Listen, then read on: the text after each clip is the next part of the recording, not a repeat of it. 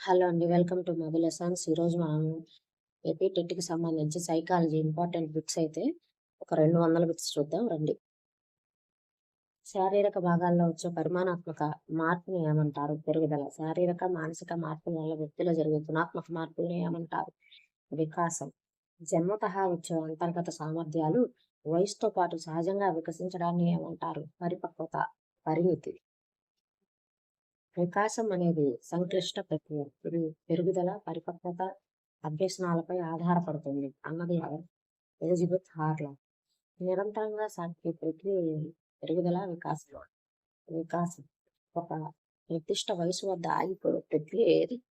పెరుగుదల. పరిపక్వత దేనిపై ఆధారపడి ఉంటుంది? అనువంశికత, జన్యువుల మీద ఆధారపడి ఉంటుంది. ఎటువంటి శిక్షణ, అభ్యసనం లేకుండా కాలక్రమేణా సంభవించే మార్పు ఏది? పరిపక్వత. పెరుగుదలను కొలవవచ్చా? వికాసాన్ని కొలవవచ్చా? పెరుగుదలను ఖచ్చితంగా కొలవవచ్చు. వికాసాన్ని అంచనా వేయవచ్చు. వికాసానికి గల సూత్రం ఏంటి? వికాసం పరిపక్వత ఇంటూ అభ్యసం. పిల్లవాడు వస్తువులను పట్టుకోవడానికి మొదట చేతిని, తర్వాత వేళ్లను ఉపయోగించడం దేనిని సూచిస్తుంది? వికాసం గుణాత్మకమైన మరియు సాధారణం నుండి నిర్దిష్టం వైపు సాగుతుంది. ఒక శిశువు సరిగ్గా నడవాలంటే కాళ్ళ కండరాల పెరుగుదలతో పాటు ఏముండాలి? పరిపక్వత ఉండాలి. పరిపక్వత అనేది ఎలాంటి ప్రక్రియ? సహజ సిద్ధమైన శారీరక ప్రక్రియ. పెరుగుదల అనేది దేనికి పరిమితమై ఉంటుంది? శారీరక మార్పులకు మాత్రమే. పరిపక్వత అనేది దేనికి పునాది లాంటిది? అభ్యసనానికి పునాది లాంటిది. ఇప్పుడు వికాస నియమాలు చూద్దాం. శిశువు మొదట తలని, తర్వాత చేతులను, కాళ్ళను అదుపు చేయడం ఏ నియమము? శిరోపాద వికాస నియమము. వికాసం కేంద్ర భాగం అంటే గుండె, వెన్నుపాము నుండి ప్రారంభమై వెలుపలి విభాగాలు చేతులు, వేళ్లతో విస్తరించడాన్ని ఏమంటారు? సమీప దూరస్థ వికాస నియమం అంటారు. ఒకే వయసు ఉన్న ఇద్దరు పిల్లల వికాస వేగం వేరువేరుగా ఉండట ఏ నియమము? వ్యక్తిగత భేదాల నియమం. వికాసం అన్ని దశల్లో ఒకే వేగంతో జరగదు అని తెలిపే నియమం లేదు. వికాస వేగంలో హెచ్చుతగ్గుల నియమము. శారీరక వికాసము, మానసిక వికాసము పరస్పరం ఒకదానిపై ఒకటి ఆధారపడటాన్ని ఏమంటారు? పరస్పర సంబంధ నియమం. శిశువు చిన్నప్పుడు చేసే పనులను బట్టి పెద్దయ్యాక అతడు ఏమవుతాడో ఊహించడాన్ని ఏమంటారు? వికాసాన్ని ఊహించవచ్చు లేదా ప్రాగుప్తీకరించవచ్చు అనే నియమం. ప్రాగుప్తీకరణ నియమం. వికాసం అనేది ఒక క్రమ పద్ధతిలో పూర్వ దశల ఆధారంగా జరుగుతుందని తెలిపే నియమం లేదు.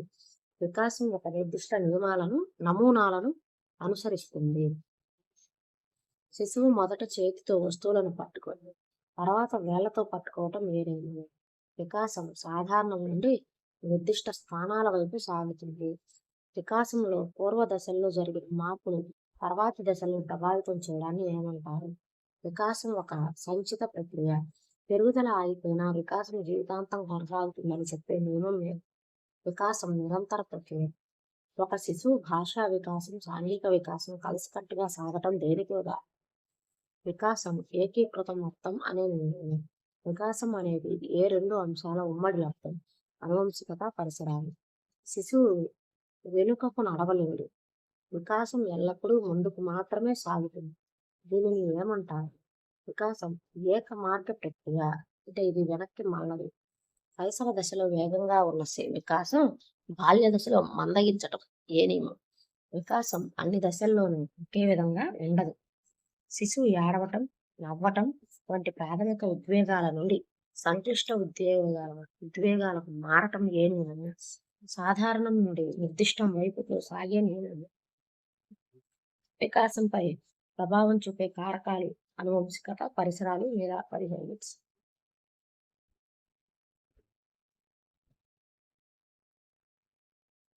తల్లిదండ్రుల నుండి పిల్లలకు సంక్రమించే జీవ సంబంధ లక్షణాలు ఏమంటారు? అనువంశికత, హెరిడిటీ. వ్యక్తి పుట్టినప్పటి నుండి చుట్టూ ఉండే భౌతిక, సామాజిక అంశాలను ఏమంటారు? పరిసరాలు అంటారు. మానవునిలో ఉండే మొత్తం క్రోమోజోముల సంఖ్య ఎంత? 46 క్రోమోజోములు లేదా 23 జతలు. అనువంశికతకు మూల కారణాలు ఏవి? జన్యువులు. శిశువు లింగ నిర్ధారణ ఏ క్రోమోజోమ్పై ఆధారపడి ఉంటుంది? తండ్రి ఇచ్చే 23వ క్రోమోజోమ్ ఎక్స్ లేదా వైపై. పోలిక నియమము, వైవిధ్య నియమము, ప్రతిగమన నియమము అనేది దేనికి సంబంధించినవి? అనువంశికత సూత్రం.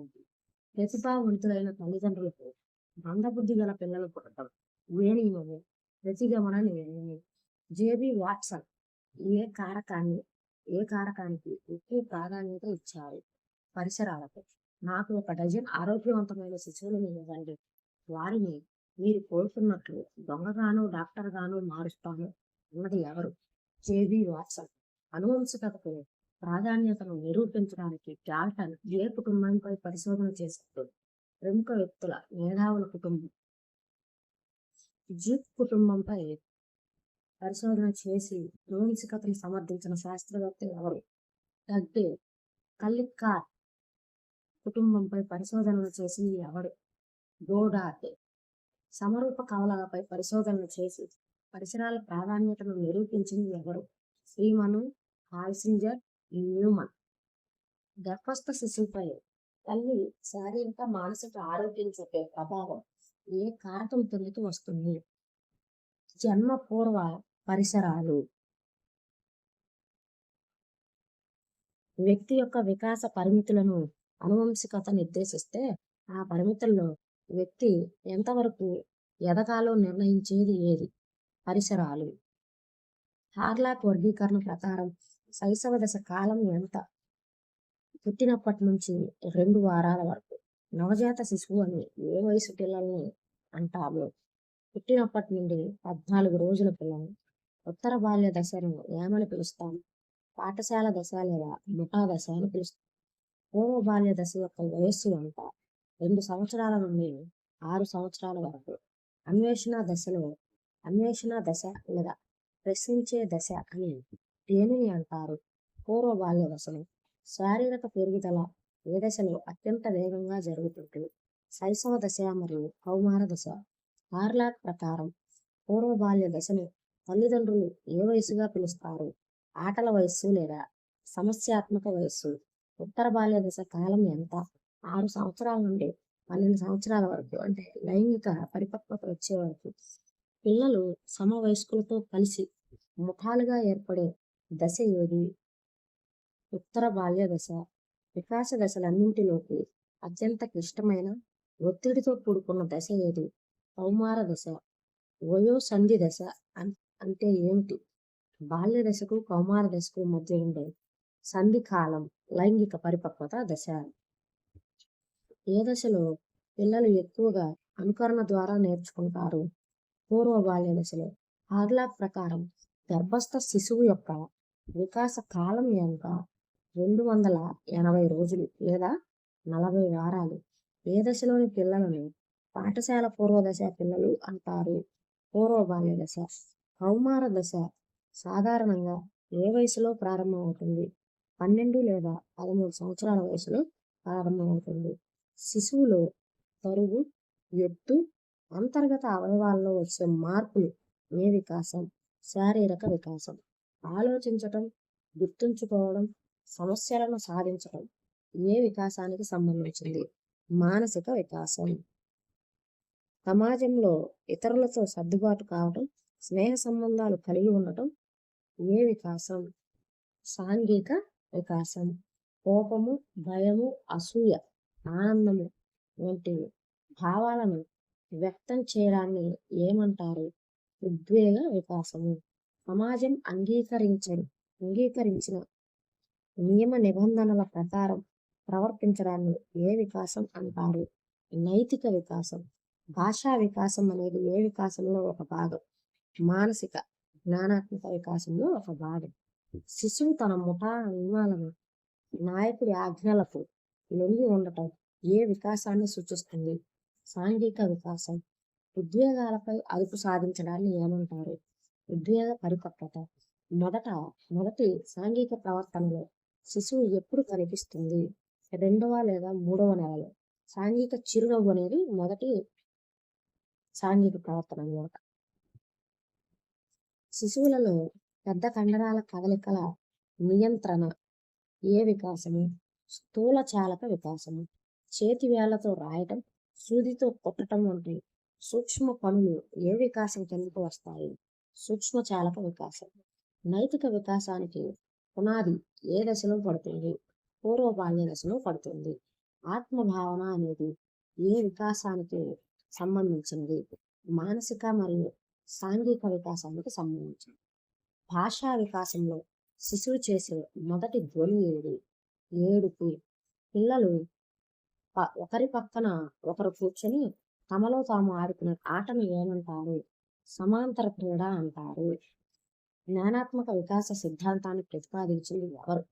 జీన్ పియాజే. పియాజే ప్రకారం సాంద్రీకరణ అనగా ఏంటి?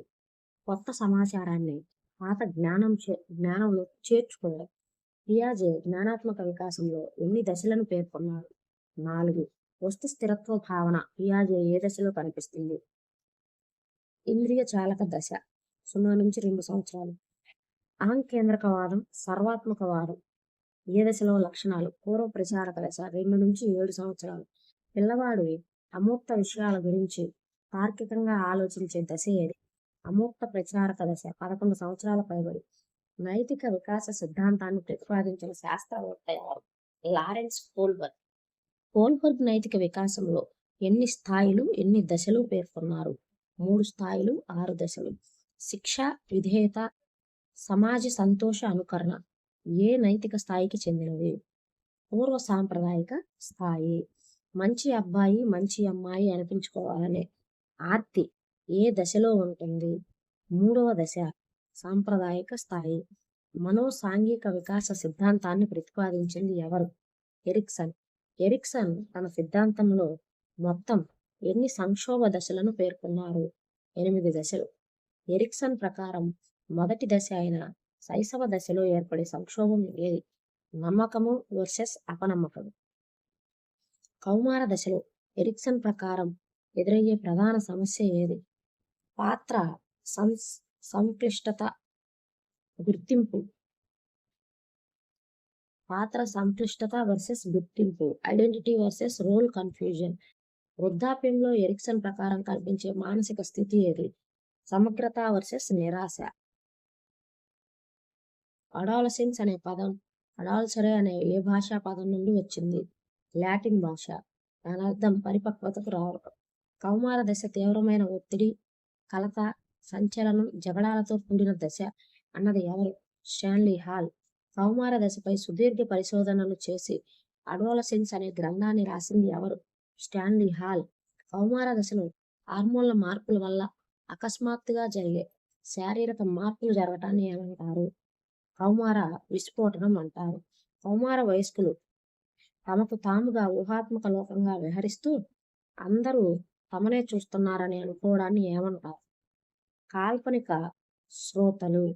నాకేమీ కాదు, నన్ను ఎవరు ఏమీ చేయలేరు అనే కౌమార వయస్కుల అతి నమ్మకాన్ని ఏమంటారు? వ్యక్తిగత గాథ. కౌమార దశలో వ్యతిరేక లింగ ఆకర్షణ కలగడాన్ని ఏమంటారు? విషమలింగ ఆకర్షణ. హెట్రోసెక్షువాలిటీ. కౌమార వయస్కుల్లో ఉండే ప్రముఖ మానసిక సమస్య తమ శరీరం అందంగా లేదని బాధపడటం. దాన్ని ఏమంటారు? అనోరెక్సియా నెర్వోసా లేదా బాడీ ఇమేజ్ సమస్య అంటారు. కౌమార దశలో ఉండే అతి ముఖ్యమైన సాంఘిక అవసరం ఏది? సమవయస్కులు, ఆమోదం, గుర్తింపు. కౌమార వయస్కుల సమాజంలో గొప్ప వ్యక్తులను చూసి వారిలా ప్రవర్తించడాన్ని ఏమంటారు? వీరారాధన, హీరో వర్షిప్. కౌమార దశలో బాల్య దశకు ప్రౌఢ దశకు మధ్య గల ఏ కాలం అంటారు? పరివర్తన కాలం అని అంటాము. కౌమార వయస్కులలో భావోద్వేగాలు ఎలా ఉంటాయి? తీవ్రంగా మరియు అస్థిరంగా ఉంటాయి. అంటే ఉద్వేగ అస్థిరత. కౌమార దశలో పిల్లలు ఎదుర్కొనే గుర్తింపు సమస్య మొదట తెలిపింది ఎవరు? ఎరిక్సన్. కౌమార వయస్కుల కెరీర్ గైడెన్స్ ఇవ్వడానికి పాఠశాలలో ఏర్పాటు చేయవలసింది ఏది? మార్గదర్శకత్వము మరియు మంత్రణ కేంద్రాలు. కౌమార దశ ఏ వయసుతో ముగుస్తుంది? సాధారణంగా 19 లేదా 20 సంవత్సరాల వయసుతో ముగుస్తుంది.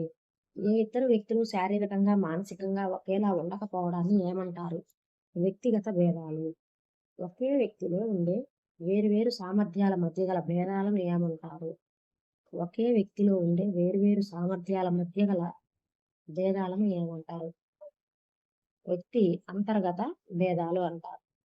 ఇది ఒక వ్యక్తిలోనే 2 అంశాల మధ్య భేదం కాబట్టి వ్యక్తి అంతర్గత భేదాలు అంటారు.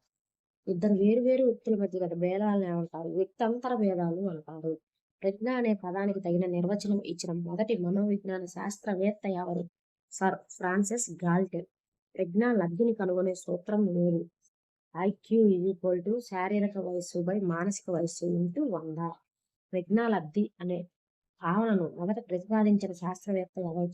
William Stern. ప్రజ్ఞాలబ్ధి సూత్రాన్ని సందిగ్ధత లేకుండా పూర్తిగా రూపకల్పన చేసింది ఎవరు? లూయిస్ స్టెర్మెన్. ప్రజ్ఞాలబ్ధి 140 కంటే ఎక్కువ ఉన్న వారిని ఏమంటారు? ప్రతిభావంతులు.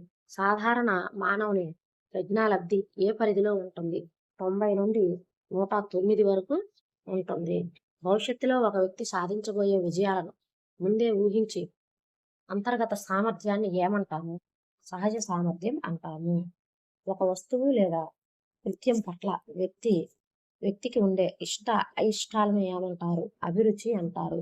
ఒక వ్యక్తి, వస్తువు లేదా వ్యవస్థ పట్ల సానుకూలంగా లేదా ప్రతికూలంగా స్పందించే మానసిక సిద్ధతను ఏమంటారు? వైఖరి అంటారు. మొదటి ప్రజ్ఞా పరీక్షను రూపొందించినది ఎవరు?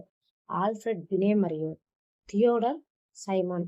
భాషతో సంబంధం లేకుండా బొమ్మలు లేదా పరికరాల ద్వారా చేసే ప్రజ్ఞా పరీక్షలను ఏమంటారు? నిష్పాద పరీక్షలు లేదా అశాబ్దిక పరీక్షలు అంటారు. అభిరుచులను కొలవడానికి ఉపయోగించే ఒక ప్రసిద్ధ సాధనం ఏది? కూడా వృత్తిపరమైన అభిరుచుల ఆవిష్కర్మిక. ప్రజ్ఞలో ఒకే ఒక కారకం ఉంటుందని తెలిపే ఏకకారక సిద్ధాంతాన్ని ప్రతిపాదించింది ఎవరు? ఆల్ఫ్రెడ్ బినే. ప్రజ్ఞలో సాధారణ కారకం జి, ప్రత్యేక కారకం ఎస్ అనే 2 కారకాలు ఉంటాయని చెప్పిన సిద్ధాంతం ఏది?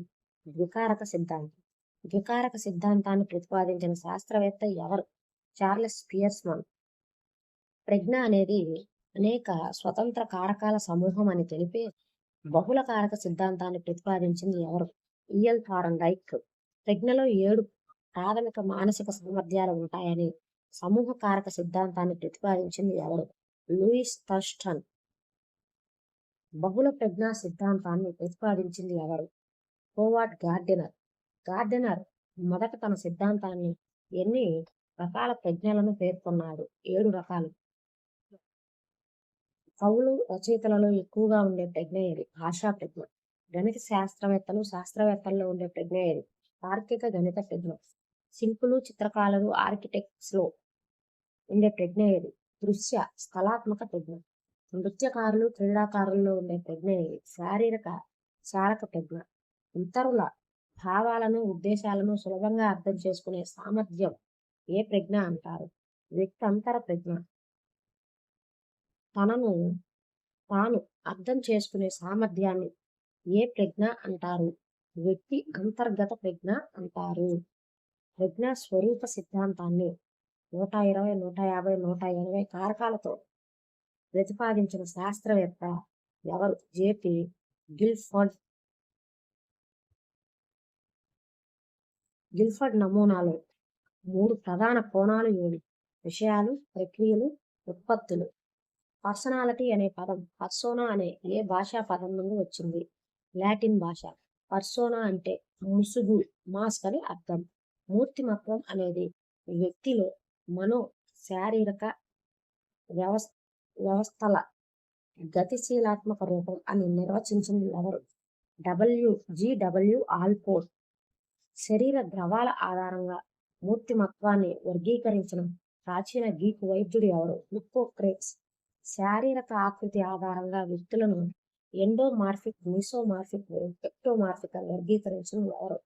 William Sheldon. సాంఘిక ప్రవర్తనల ఆధారంగా మూర్తిమత్వాన్ని అంతర్ముఖులు, బహిర్ముఖులు అని వర్గీకరించింది ఎవరు? కార్ల్ జంగ్. మనోవిశ్లేషణ సిద్ధాంతాన్ని ప్రతిపాదించి ఇడ్, ఈగో, సూపర్ ఈగోలను పేర్కొన్నది ఎవరు? Sigmund Freud. ఫ్రాయిడ్ ప్రకారం తక్షణ సుఖాన్ని కోరుకునే పశు ప్రవృత్తి గల భాగం ఏది? ఇడ్. వాస్తవిక సూత్రంపై ఆధారపడి పనిచేసే మనస్సు ఏది? ఈగో. నైతిక ఆదర్శాలపై ఆధారపడి పనిచేసేది ఏది? Super ego. అది అహం.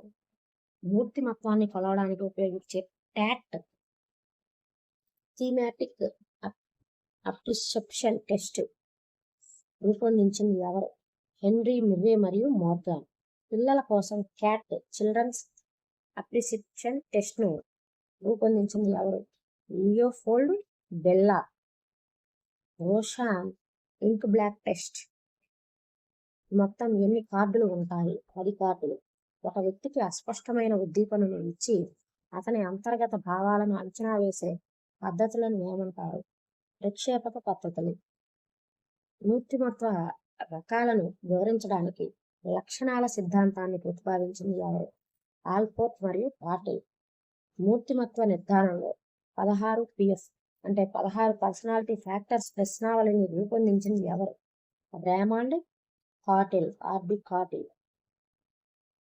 ఒక వ్యక్తి తన అవసరాలకు పరిసరాలకు మధ్య సమతుల్యతను సాధించడాన్ని ఏమంటారు? సర్దుబాటు.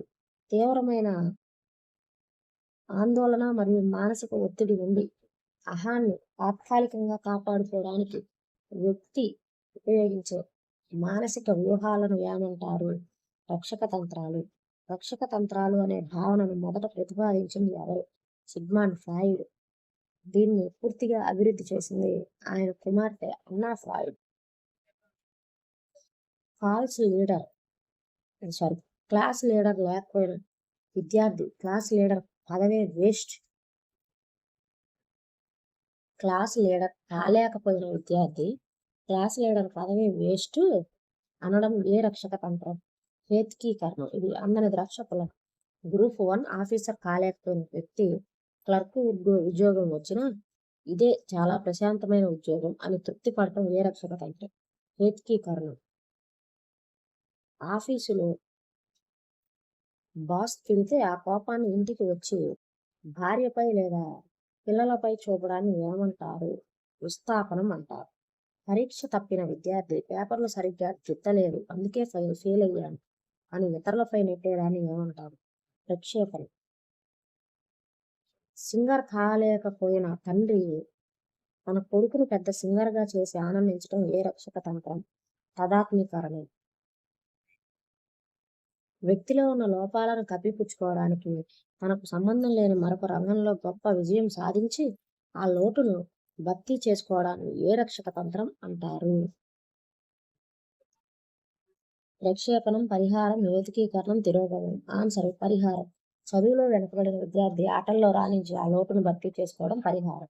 పరీక్షల్లో ఫెయిల్ అయిన విద్యార్థి అసలు ఆ క్వశ్చన్ పేపర్ సరిగా లేదు, సిలబస్ దాటి ఇచ్చారు అనే పేపర్ను తప్పుపట్టడం ఏ రక్షక తంత్రం కిందకు వస్తుంది? హేతుకీకరణమా? ప్రక్షేపణమా? తదాత్మీకరణమా? విస్థాపనమా? ఆన్సర్ హేతుకీకరణం. ఆఫీసులో బాస్ తిట్టిన కోపాన్ని ఇంటికి వచ్చి భార్యపై పిల్లలపై చూపించడం విస్థాపనం.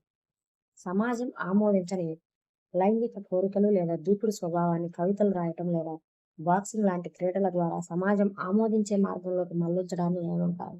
దమనము. ఉదాత్తీకరణము. ప్రతిచర్య రూపము. పరిహారం. ఆన్సర్ ఉదాత్తీకరణం. తీవ్ర మానసిక ఒత్తిడికి గురైన వ్యక్తి చిన్న పిల్లవాడిలా ఏడవటం లేదా వేలు నోట్లో పెట్టుకుని చప్పరించడం ఏ రక్షక తంత్రానికి సూచిస్తుంది? తిరోగమనము. దమనము. వైదొలగడం. ప్రక్షేపణం. ఆన్సర్ తిరోగమనం. ఒక వ్యక్తి తనను తాను ఒక గొప్ప నాయకుడిగానో లేదా సినిమా హీరోగానో ఊహించుకుంటే పగటి కళల కంఠాన్ని ఏమంటారు? స్వైర కల్పన అంటారు. క్లాస్ లీడర్ కావాలనుకుని ఓడిపోయిన ఒక విద్యార్థి గెలిచిన లీడర్ క్లోజ్ ఫ్రెండ్ అని చెప్పుకుంటూ ఆనందం పొందటం ఏ రక్షక తంత్రం? తదాత్మీకరణం. పరిహారం. హేతుకీకరణం. విస్థాపనం. ఆన్సర్ తదాత్మీకరణం. వికాసం అనేది ఒక క్రమ పద్ధతిలో ఉపాంత దశ నుండి ప్రారంభమై కేంద్ర భాగం వైపు లేదా కేంద్రం నుండి వెలుపలికి సాగడాన్ని ఏమంటారు? సమీప దూరస్థ వికాస సూత్రము. శిశువు తల నుండి ప్రారంభమై అరికాల వైపుకు సాగే వికాస దిశను ఏమంటారు? శిరోపాదాభిముఖ వికాస సూత్రం. ది ఎబిలిటీస్ ఆఫ్ మ్యాన్ అనే ప్రసిద్ధ గ్రంథాన్ని రచించిన శాస్త్రవేత్త ఎవరు? చార్లెస్ స్పియర్స్మన్. గార్డెనర్ బహుళ కారక ప్రజ్ఞా సిద్ధాంతం ప్రకారం ఒక శిల్పి లేదా ఆర్కిటెక్ట్ ఉండవలసిన ప్రజ్ఞ ఇది. దృశ్య స్థానం సంబంధ ప్రజ్ఞ. ఒక వ్యక్తి తన సొంత బలాలు, బలహీనతలు మరియు ఉద్వేగాలను సరిగ్గా అర్థం చేసుకోగలగటం ఏ ప్రజ్ఞ కిందకు వస్తుంది? వ్యక్తి అంతర ప్రజ్ఞ. ప్రజ్ఞా లబ్ధిని కనుగొనడానికి స్టాన్ఫోర్డ్ బినే సూత్రం ఏమిటి? ప్రజ్ఞ ఐక్యూ మానసిక వయసు బై శారీరక వయసు ఇంటూ 100. మానసిక వయసు అనే భావనను మొదటిసారి ప్రతిపాదించిన శాస్త్రవేత్త ఎవరు? ఆల్ఫ్రెడ్ బినే 1908లో. ప్రజ్ఞాలబ్ధి అనే పదాన్ని మొదట సూచించిన శాస్త్రవేత్త ఎవరు? William Stern 1912లో. ప్రజ్ఞాలబ్ధి వర్గీకరణ ప్రకారం 140 లేదా అంతకంటే ఎక్కువ ఐక్యూ ఉన్న పిల్లలను ఏమంటారు? ప్రతిభావంతులు, గిఫ్టెడ్ చిల్డ్రన్. సమాజంలో నేర ప్రవృత్తి గల పిల్లల ప్రవర్తనను అధ్యయనం చేయడానికి అత్యంత అనువైన మనోవైజ్ఞానిక పద్ధతి ఏది? వ్యక్తి అధ్యయన పద్ధతి లేదా కేస్ స్టడీ. ఒకే వయస్సు గల వేర్వేరు పిల్లల సమూహాలను ఒకే సమయంలో అధ్యయనం చేసే పద్ధతిని ఏమంటారు? తిరియక్ పద్ధతి. ఒకే శిశువు లేదా ఒకే సమూహాన్ని ఎక్కువ కాలం పరిశీలించే పద్ధతిని ఏమంటారు? ఆయత పద్ధతి, లాంగిట్యూడనల్ మెథడ్. పిల్లవాడు తన చుట్టూ ఉన్న పరిసరాలు, వస్తువులలో నోట్లో పెట్టుకోవడం ద్వారా జ్ఞానాన్ని పొందే పియాజే మొదటి దశ ఏది? ఇంద్రియ చాలక దశ. వస్తువు కంటికి కనిపించకపోయినా అది ఉనికిలో ఉంటుందని గ్రహించే వస్తు స్థిరత్వ భావన ఏ దశలో ఏర్పడుతుంది? ఇంద్రియ చాలక దశ చివరి భాగంలో. పియాజే ప్రకారం నిర్జీవ వస్తువులకు ప్రాణం ఆపాదించడం ఏ దశలో కనిపిస్తుంది? పూర్వ ప్రచాలక దశలో. ఎరిక్సన్ మనోసాంఘిక వికాస సిద్ధాంతం ప్రకారం 1 నుండి 3 సంవత్సరాల వయసు గల శిశువులు ఎదుర్కొనే క్లిష్ట పరిస్థితి ఏది? స్వయం ప్రతిపత్తి వర్సెస్ సందేహము, సిద్ధి. కౌమార దశలో పిల్లలు తమ భవిష్యత్తు గురించి మరియు తామెవరో తెలుసుకోవడానికి పడే సంఘర్షణ ఏది? పాత్ర తదాత్మిక వర్సెస్ పాత్ర గందరగోళం. కోల్బర్గ్ నైతిక వికాస సిద్ధాంతం ప్రకారం సమాజ చట్టాలు, నిబంధనలను గుడ్డిగా పాటించే స్థాయి ఏది? సాంప్రదాయక స్థాయి. మూర్తిమత్వాన్ని అంచనా వేసే సిరా మరకల పరీక్ష రూపొందించిన శాస్త్రవేత్త ఎవరు? Harman Rorschach. క్యాట్ మూర్తిమత్వ పరీక్షను రూపొందించింది ఎవరు? హెన్రీ ముర్రే మరియు మార్గన్. చిన్నపిల్లల కోసం రూపొందించే సిఏటి పరీక్ష కర్త ఎవరు? Leopold Bella. వ్యక్తిత్వ రకాలు శారీరక ఆకృతి ఆధారంగా వర్గీకరించిన శాస్త్రవేత్తలు ఎవరు? క్రెచ్మర్ మరియు షెల్డన్. వ్యక్తులు వారి అంతర్ముఖత్వం, బహిర్ముఖత్వం ఆధారంగా వర్గీకరించిన మనోవైజ్ఞానిక శాస్త్రవేత్త ఎవరు? కార్ల్ జంగ్. ఒక వ్యక్తి కొత్త విషయాలను నేర్చుకోవడానికి లేదా ఒక నిర్దిష్ట రంగంలో నైపుణ్యం సాధించడానికి అతనికి ఉన్న సహజమైన సామర్థ్యాన్ని ఏమంటారు? సహజ సామర్థ్యం అంటారు. Mechanical aptitude test, clerical aptitude test అనేవి దేనికి కొలవడానికి ఉపయోగిస్తారు? సహజ సామర్థ్యాలను. ఒక వ్యక్తి తను సాధించాలనుకునే లక్ష్యం వైపు ప్రయాణించేటప్పుడు ఎదురయ్యే ఆటంకాల వల్ల కలిగే మానసిక స్థితిని ఏమంటారు? కుంతనము లేదా వైఫల్యం అంటారు. 2 ఆకర్షణీయమైన మరియు సమానమైన లక్ష్యాల మధ్య ఒక దానిని ఎంచుకోవాల్సి వచ్చినప్పుడు ఏర్పడే ఘర్షణ ఏది? ఉపగమ సంఘర్షణ. ఇష్టం లేని 2 పనుల మధ్య ఏర్పడే సంఘర్షణ ఏది? పరిహార సంఘర్షణ. గవర్నమెంట్ ఉద్యోగం రావటం ఇష్టమే కానీ దూర ప్రాంతానికి బదిలీ అవ్వటం ఇష్టం లేకపోవడమే సంఘర్షణ. పరిహార సంఘర్షణ. శిశువు జన్మించినప్పుడు ఉండే ఏకైక ఉద్వేగం ఏదని బ్రిడ్జెస్ అనే శాస్త్రవేత్త పేర్కొన్నారు? ఉత్తేజం. ఒకే ఒక ఉపాధ్యాయుడు తరగతి గదిలో పిల్లల సామాజిక సంబంధాలను, వారి నాయకత్వ లక్షణాలను తెలుసుకోవడానికి ఉపయోగించే పద్ధతి ఏది? సాంఘిక మితి. సాంఘిక మితి పద్ధతిని ప్రవేశపెట్టిన శాస్త్రవేత్త ఎవరు? JL Moreno. కౌమార దశను ఒత్తిడి, కలత, తుఫానుతో కూడుకున్న దశ అని వర్ణించిన శాస్త్రవేత్త ఎవరు? Stanley hall. అప్పుడే పుట్టిన శిశువులో ఉండే ప్రతీకార చర్యలకు గల పేరు ఏమిటి? ప్లాంటార్ ప్రతీకార చర్య, గ్రాస్పింగ్ రిఫ్లెక్స్. ఒక వ్యక్తి సమాజంలో ఇతరుల పట్ల ప్రదర్శించే సానుకూల లేదా ప్రతికూల మానసిక ధోరణిని ఏమంటారు? వైఖరి అంటారు. ఇవి సైకాలజీకి సంబంధించి పెరుగుదల, వికాసము వాటిని ప్రతిపాదించిన శాస్త్రవేత్తలు వాళ్ళందరికి సంబంధించి 200 బిట్స్తో అయితే వీడియో చేయడం జరిగింది. వీడియో నచ్చినట్టయితే లైక్ చేయండి, షేర్ చేయండి. అలాగే మన ఛానల్ని సబ్స్క్రైబ్ చేసుకోండి boss. Thank you for watching.